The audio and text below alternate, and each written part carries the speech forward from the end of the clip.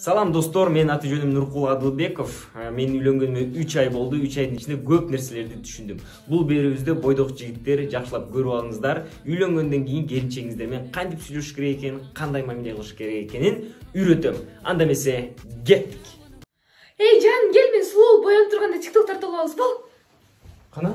Давай, сулуу болуп турганда тартып алчы, боянып турганда, кайсы TikTok тартабыз?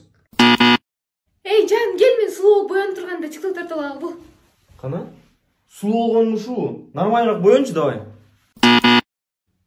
Эй, Жан, кел, мен сулуу боянып турганда TikTok тартып алабыз.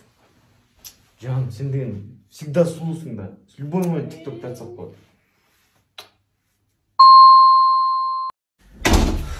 Сонун коноктоп келдик, бермет тамакты союн жасайт экен го. Айтпайм, мен көптөн бери мындай даамдуу тамак жей элек болчумун, өлө жедим, жакты мага.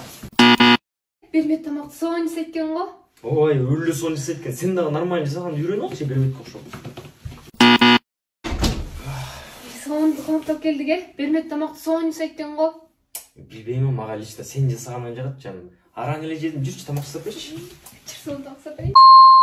Урматтуу бойдок жигиттер, ушуну менен биздин берүүбүз соңуна келип жетти. Эгер көптөгөн дагы кеңештерди алгыңыздар келсе, менин каналыма подписка кылыңыздар.